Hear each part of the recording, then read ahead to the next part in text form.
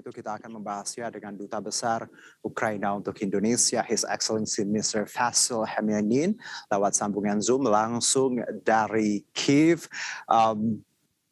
Mr. Vasyl, thank you very much for joining with us today in our show.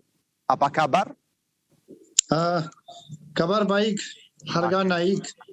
Terima kasih banyak untuk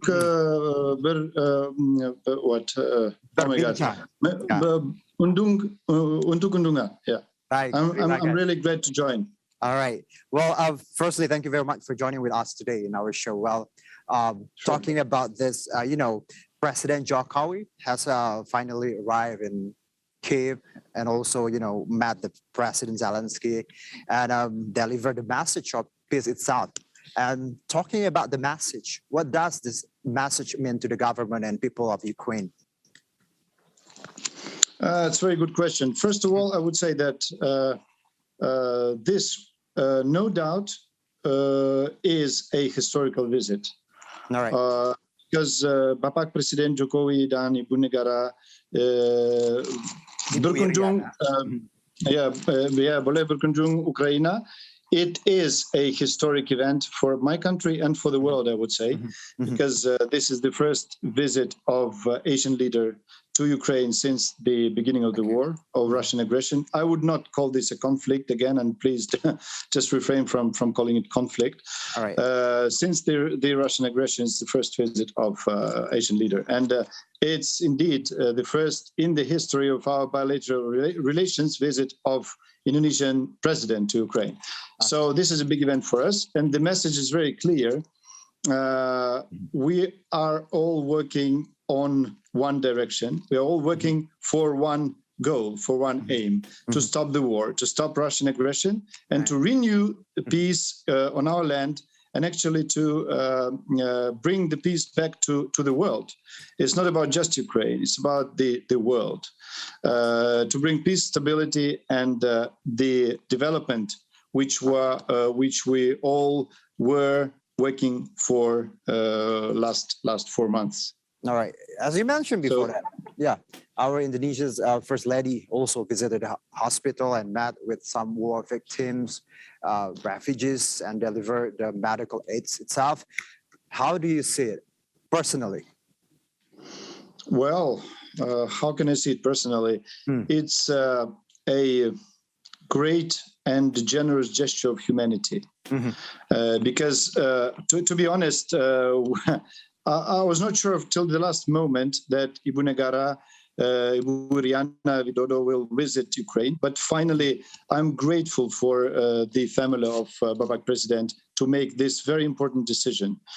Because to handle the humanitarian aid to Ukrainian people who suffered as a result of this war, as a result of shelling and bombings of Ukrainian cities and blockade of towns and villages of Ukraine, this was a very generous and very symbolic, because I mean, it doesn't matter what it was or how much it was. I don't know, actually, but it's very symbolic gesture. And this is a hand of a friend, a hand carrying the aid, the support, humankind, that humanity should prevail. I mean, the visit of President itself and also the First Lady, it somehow gives us kind of something that, our country, Indonesia, really put extra attention to this conflict itself. And and it's no joke that the president bring the First Lady to Ukraine, right? Yeah. And also, we know that Jokowi also invited President Zelensky to attend G20 meeting in Bali this November.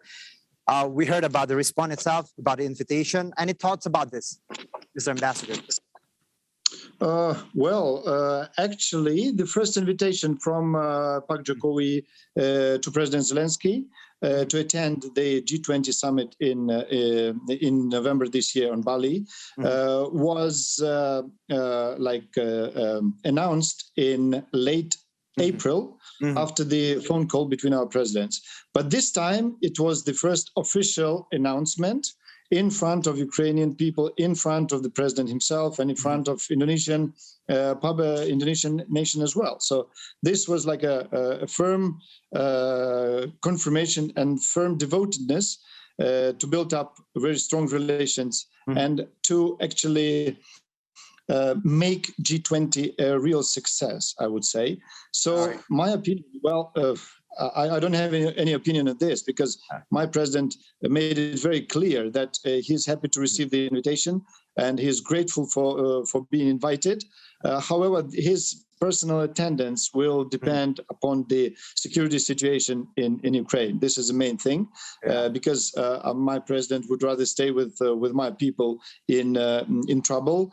If it's required, but I hope that by the time this Bali summit takes place in November, Russian aggressors will be defeated, and there will be a room for my president to travel to Bali.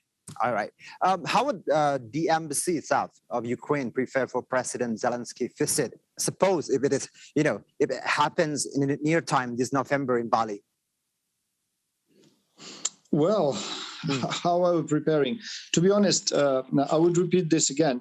For Ukraine now, it's very important to defeat the aggressor. It's very important to stand strong and not to express any weakness in front of this really wide-scale aggression and cruel aggression upon Ukraine. So Ukrainian people, Ukrainian nation is counting days and weeks, and we still have like 4 months before the summit. So I think it's too early to say anything concrete about the preparations, about the what we're going to do exactly before the visit. I think we'll start preparations like maybe in September, late September, I hope. But in any case, that will be a very important event too, and this will be the I would call it bridge building between the world community, between the countries that really value human rights, value democracy, and value peace and development, unlike Russian Federation. Okay, so now I want to know how's the perspective from Ukrainian itself when it comes to this visit. How do people in Ukraine react to President Jokowi's visit to Kyiv lately? Well, Ukrainian people would react. I didn't make the public inquiry on that.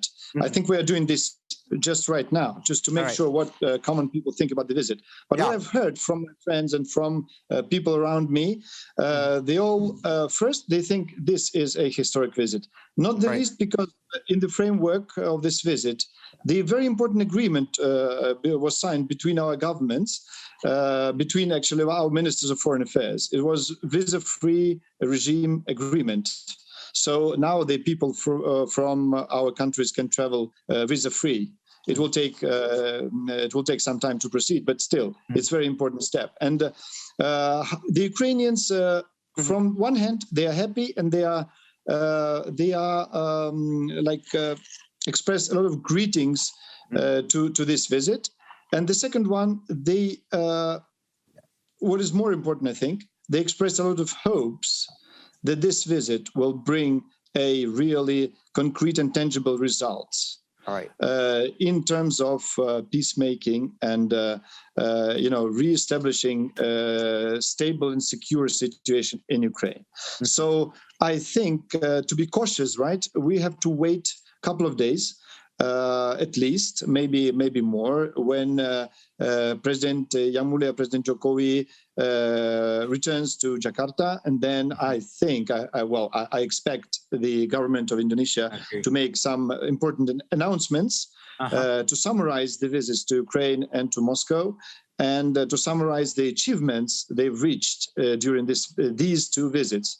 And don't forget, before this, Jokowi participated in G7 meeting, G7 summit, which was nonetheless important. And I think that in the framework of all these three visits, the very important statements are expected to be made by the Indonesian government, and very concrete, very tangible results are expected to be exposed to the public.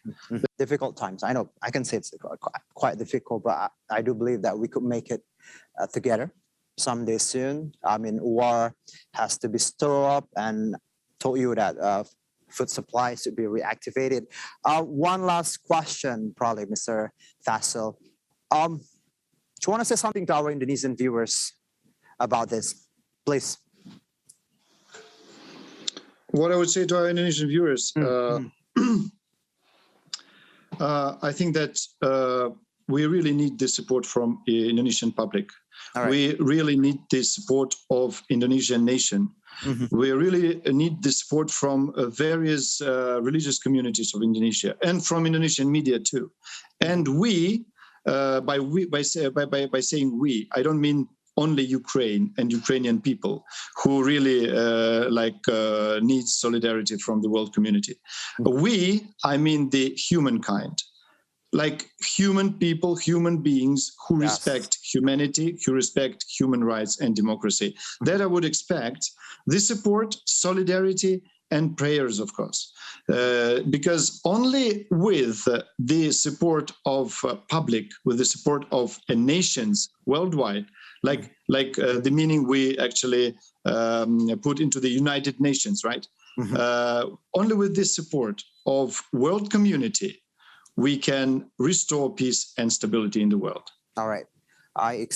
We do express, all Indonesians express our hope that the war can be soon ended, and also the peaceful solution could be formed through a negotiation.